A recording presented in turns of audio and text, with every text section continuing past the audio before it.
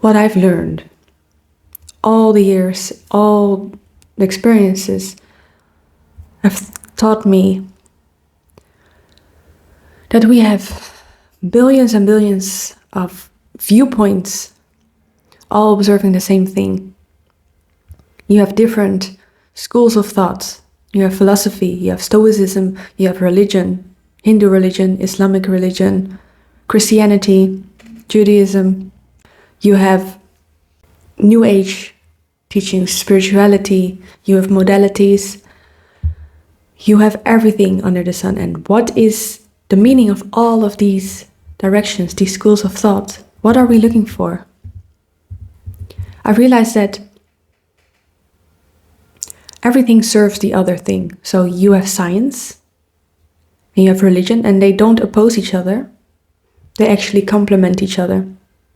You can see science as anthropology, studies of the human psyche. Human psyche is religious, it's about emotion.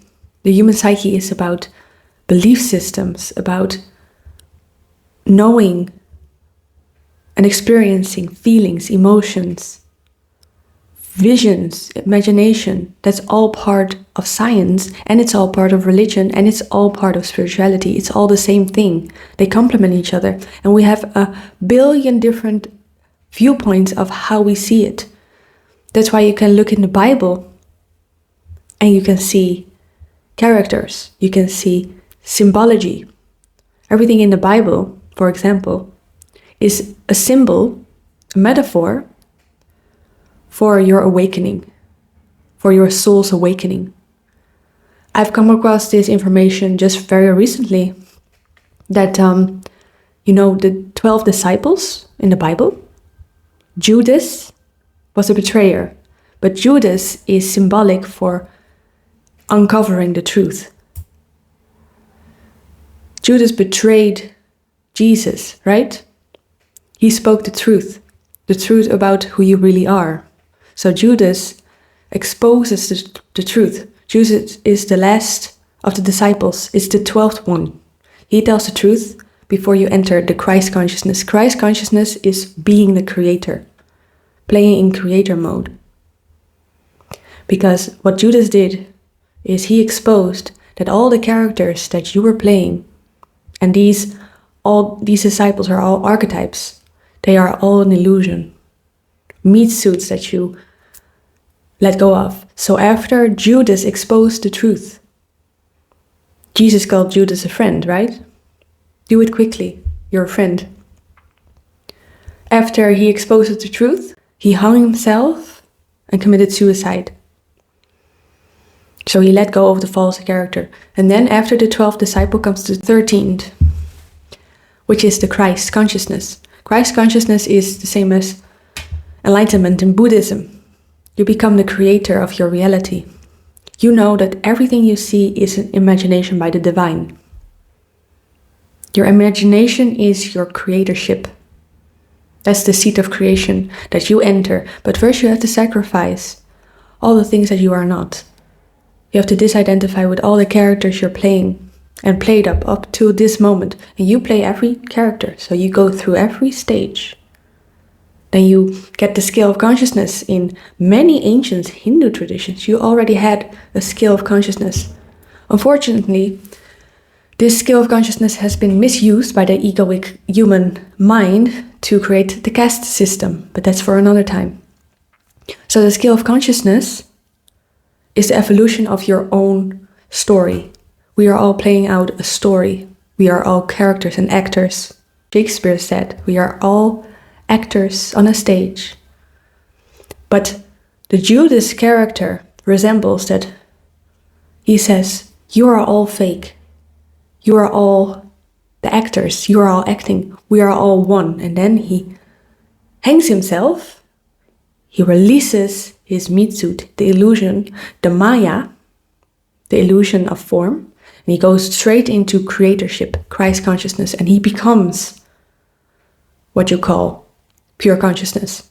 Pure consciousness creates. And only you can create, you can stop being a slave when you detach from the worldly things And he represents the detachment of the illusion, the worldly things. So it's the same across Buddhism, Hinduism. All these stories, all these archetypes represent symbolically what happens in awakening.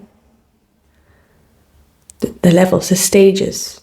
And we are all playing every role.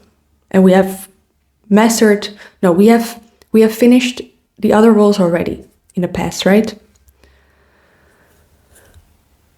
So this stage, if you start to speak the truth, which is speaking the truth and being that Judas character, will get hate. You will get hated on by millions and millions because you oppose their character. They still believe fully in their character and their egoic perception of reality. They believe they are this separate character, this separate person who is above others, and others are beneath them because they acquired some material things or they feel more intelligent. But once you realize that this is all fake, you're just a character and we are all made from the same thing, the same substance which we call life itself, then the characters' masks break. And most are not ready, so the characters that are still too identified with form recoil and they will challenge you. Most people that are too identified with their character are still in the other archetypes. So the archetypes that aren't awakened yet, the archetypes that are still in the process of awakening. And they get angry and upset and even try to silence the Judas character. The character that tells you with this last little breath in the 3D, you know what? Everyone, this is all a game. We're all one. It's all pre-orchestrated by the divine. Don't worry about it, and we will all get there. We will all get to the end point, which is creatorship. It's just a game. And then all the characters that are still identified with all the experiences of life, they resist that, they fight that. They will say, no, but I'm suffering so much. How can this just be a game? This can be real. What about the war? What about this? What about that? No. How dare you? And they will demonize whatever that character has to say.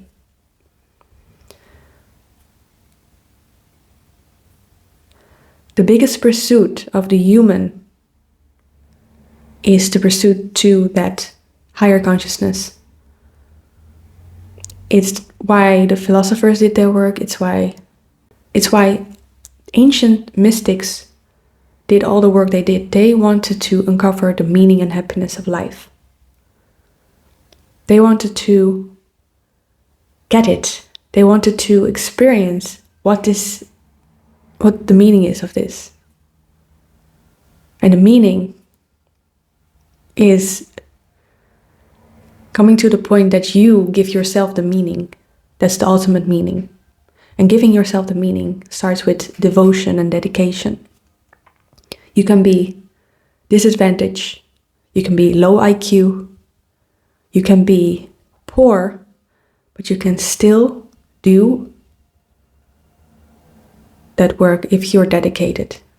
Because we are still the same 24 hours in the day to dedicate ourselves to learning and observing the truth of who we are and what the meaning is of this life. The reason the other archetypes, the symbols that are identified with the character, unawakened, it's a progression. The reason why low consciousness beings feel emptiness is because they are not devoted to seeking the truth within themselves. That's the missing recipe. You devote your time, your effort to knowing thyself. And this has to be a daily thing. This requires not discipline, not rigidity. It requires pure devotion and dedication to something that is higher than what you perceive as is your human character.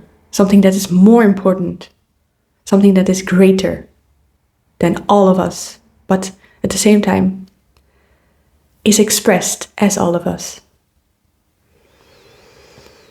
So we have billions of ways to tell the truth.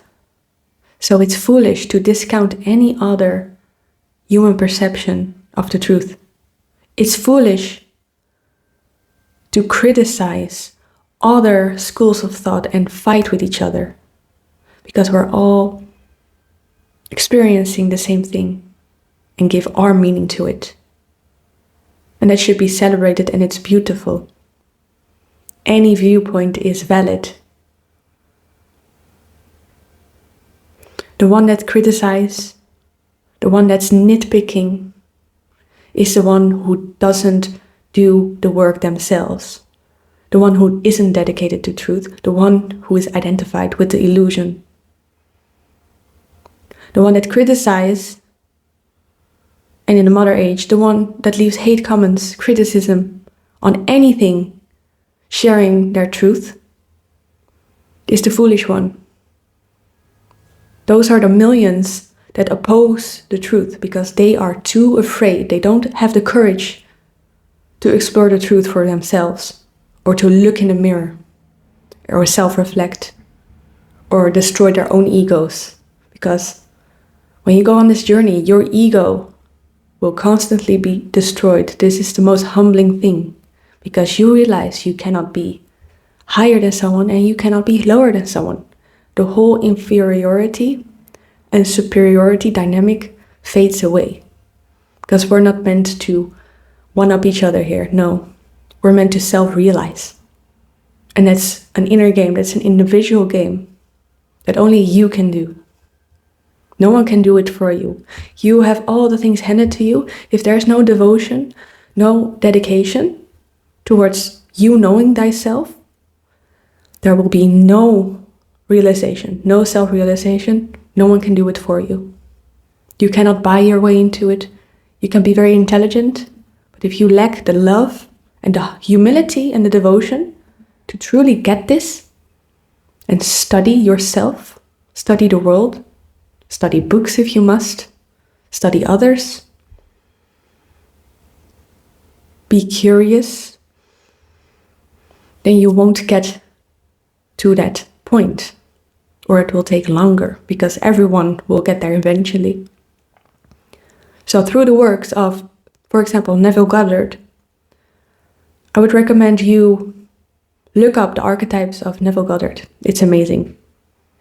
I would recommend you go to the thing you have programmed with most. So if you have been programmed in your childhood with science, go the scientific route, research quantum mechanics, research the placebo effect, research epigenetics, research all the modalities, the holographic universe. If you have been programmed with Christian programming when you were a child, study the works of Neville Goddard, study the works of mystics, study the works and different interpretations. If you are into aliens, go to the Law of One. Study channeled entities, study anything that resonates with you. If you are interested, or if you have been programmed with Islamic religion in your childhood, go through the Sufis, through the ancient mystics. If you are interested in psychology, go to philosophy, Carl Jung. Go to study the works of the Greek, Aristotle, Plato, Socrates. There's everything for everyone. And if you're more in the feeling sense, go to spirituality, see what's on there. You can go into modalities in spirituality. You can explore that. But mind you, every way you go, every direction you go,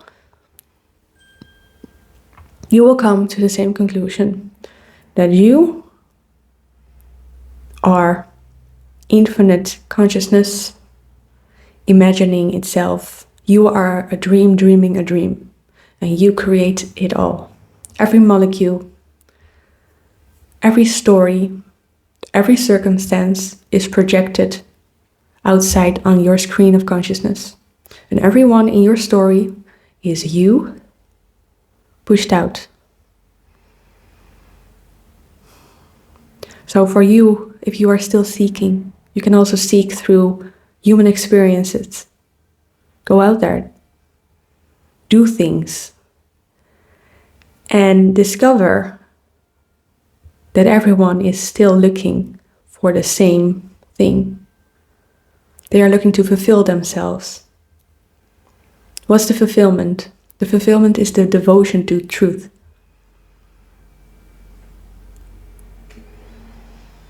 The fulfillment is knowing thyself, because that's the secret purpose of every single soul, every single being. Our secret purpose is to evolve in consciousness, and mechanically speaking, metaphysically speaking, to become higher in consciousness means to emit more light. To be more light than dense is going from ice, like water, to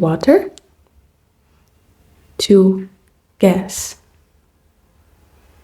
You evaporate. This is also what happens with the human. We evolve. Then we go higher and higher. Notice that the earth we live on represents the colors of our chakras. So now I'm going into the modality of the Hindus.